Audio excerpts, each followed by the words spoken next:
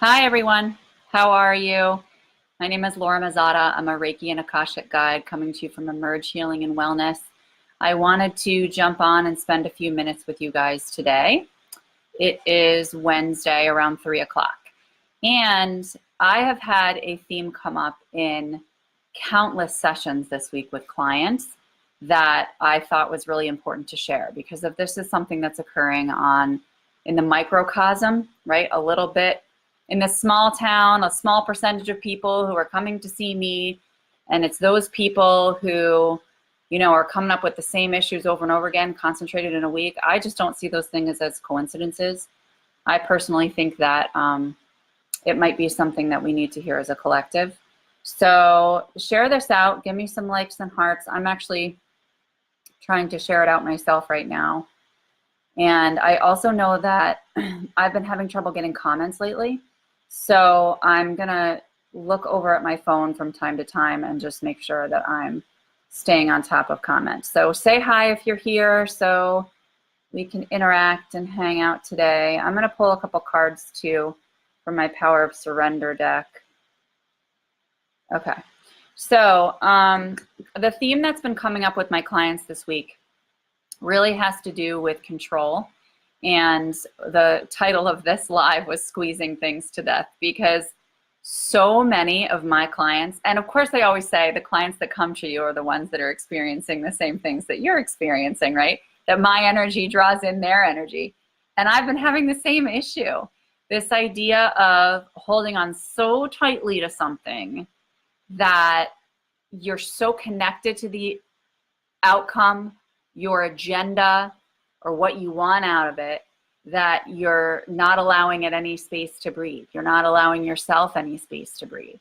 So the visual that I've been using with my clients this week when describing what's coming towards me from them is either this or this, right? Because they're all kind of constricted. They're tightening up, right? They're clenching. And it's happening either because they're gripping on, because they're so afraid of either what's to come or the fact that they don't know what's to come, that they're gripping so tightly onto either an answer from a certain situation, an outcome of a certain situation, because they think, oh, if this only goes the way that I want it to go, then I'm going to be happy. Then I'm going to feel relieved, right? And they're gripping onto this. So that's one area is kind of gripping on. And the other one is very similar, but it is, all right, well, I'm going to force the outcome, right? I'm going to leave this no room to breathe. I'm going to tighten up, and I'm going to make sure that what happens is what I want to happen. I'm going to force it. So when was the last time that anybody had real positive long-term effects from forcing something? I know that it doesn't work well for me. Even if I'm effective in kind of getting what I want at the end of forcing something, it doesn't carry me forward long term, and it ends up fizzling out. So I think that's why I've been naturally drawn to this visual, which is, okay, so we're squeezing things here, right? And over time, if I'm gripping really tightly, my muscles are going to fatigue. I can't hold on at this level of intensity for a long period of time. My muscles are going to fatigue, and it's going to lose its luster, and it's going to fizzle out, right? It's going to fade out because I literally can't grip on for that period of time. So that's what happens to us when we grip on so tightly to, say, the outcome of a situation that we want. Like, oh, I want a certain number of clients within a certain amount of time with this other business, right? Not with the business that I have now, but with the Emerge Healing and Wellness business. I want a certain amount of clients, right? And I'm going to grip on, I'm going to make it happen. I'm going to do this, I'm going to do that, even though I'm exhausted and I don't have the energy and I'm not feeling it. Well, guess what? It's not going to work, because I'm going to fizzle out and I'm going to crash for like a week, 2 weeks, whatever it is. And then I'm not going to have enough energy to keep going long term, right? That doesn't set up consistency for my life, for the business, for my clients in any way. Okay. So the other piece is that this has come up in a lot of people's relationships. where they're gripping onto something that they want from the other person or an outcome that they want in that relationship. So what do you think happens when you squeeze on like this in a relationship? If we're holding on tightly and my muscles are fatiguing, right?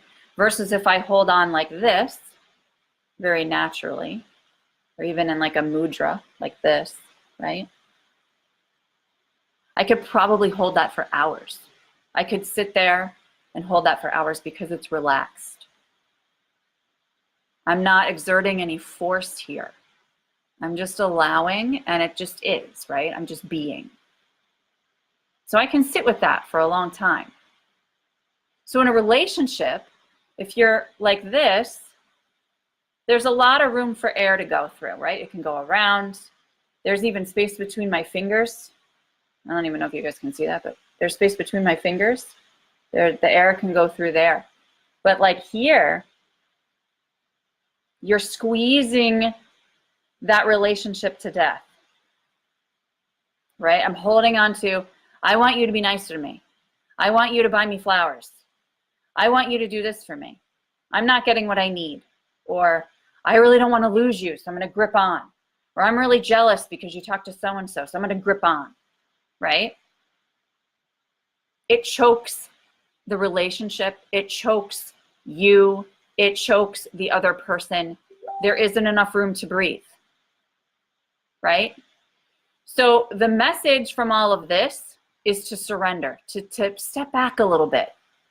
Take a deep breath, trust. It's all about not trusting ourselves, not trusting the universe, that the energy that we want to bring into our lives from either the situation we're trying to force an outcome for, this relationship we're trying to force things out of, the energy that we want to come to us is not going to come to us when we do that. So if we relax and we surrender and we trust that, you know what, if I just take time for me, if I meditate, go out in nature, exercise, take a bath, sing, dance, whatever things I need to do for me to make me feel enriched, enlivened, joyful, I'm going to draw that energy into me as well. It's going to naturally come.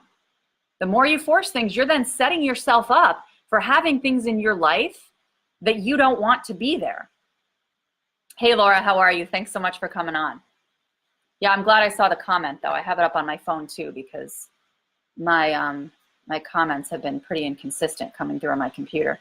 So anyway, I'm going to pull a Power of Surrender card for the collective, for the community, okay, my friends, because we need it.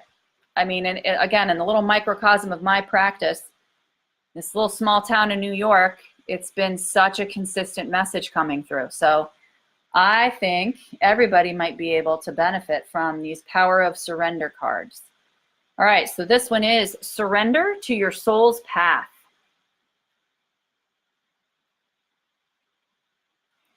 It's interesting that it has nature there and a little brook, because I just said go out in nature.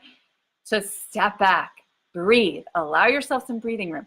That's the question I ask you guys today to consider, either in your journals, in your meditations, and just your thoughts as you're walking through your day. Where is there an area in your life where you can step back, where you can take a few deep breaths and not force? Hey, Sheena, how are you, honey? Not force an outcome.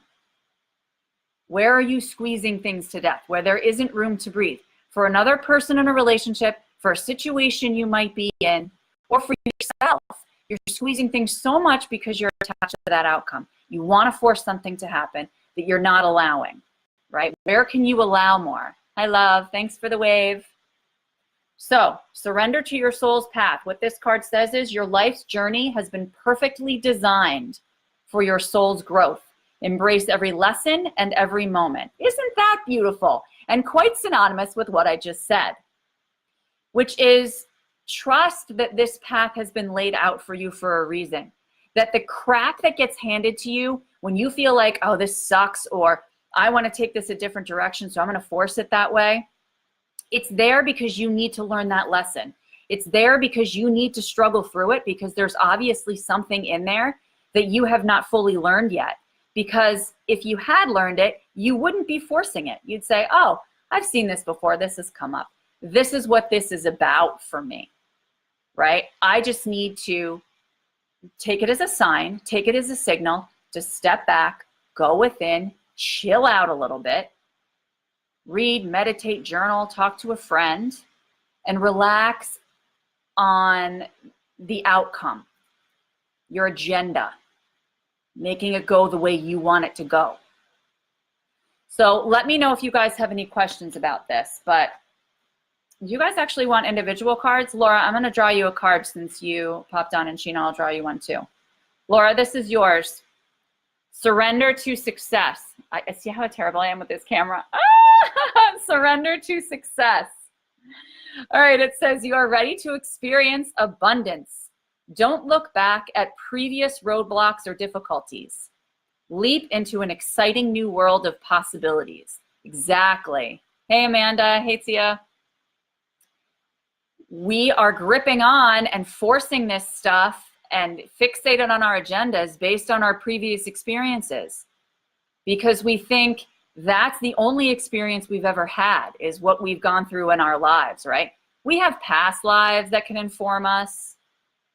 There's energetic blueprints that are encoded in us from the experiences that we have, but we can change those. They're not in stone, right? Even our DNA, we can't change our DNA, but we can change the way that it's expressed by changing the way that we carry ourselves. And carrying ourselves like this, my friends, gripping on with no room to breathe, that just makes it can create physical problems, right? We're holding everything together. Think of that tension that you're holding in your body when you're like this. I feel small, I feel tight, right? I need room to breathe, I need room to expand, right? Freedom. Ultimately, that's what I want freedom. So Sheena, I'm gonna draw you a card too. I'm not sure if you're still on, but I'm gonna draw you one too since you were here. Surrender your attachment to results. The formula for success is to do all you can to make things happen. Then let go of the results. Holding on too tightly to a desired outcome can sabotage it. Lots of consistency with what I'm bringing in today, my friends. All right, Amanda, I'm going to pull you a card too, honey.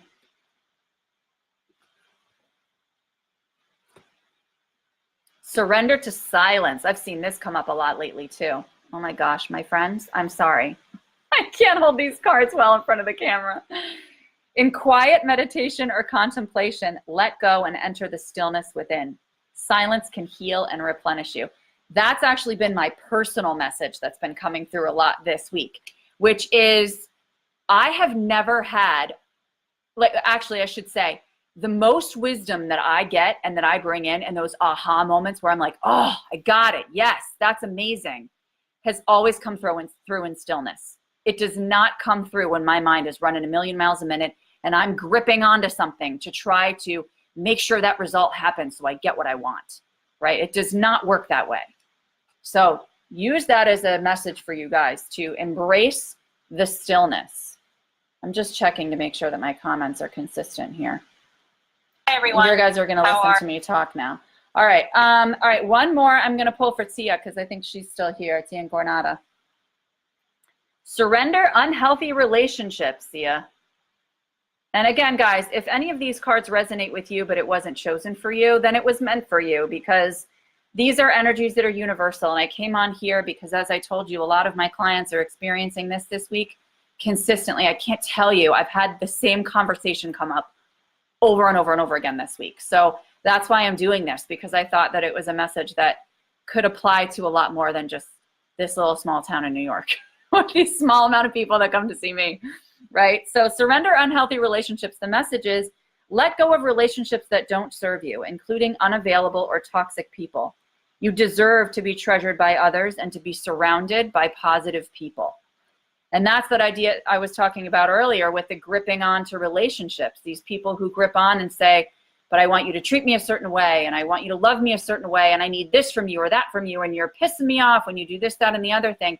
And you're trying so hard to squeeze that out of that person, No room to breathe, right? For you, for the other person, for the relationship, you got to relax a little bit, right? Because when you approach things that way, you will bring that tension and those unhealthy relationships into your experience, into your energy, right? When I first started this business, only a month ago, this other business that I have, Emerge Healing and Wellness, I was feeling like I was forcing things, right? I was like, okay, I got to do this, I got to do that. I was focused on the task list, all the stuff I had to do.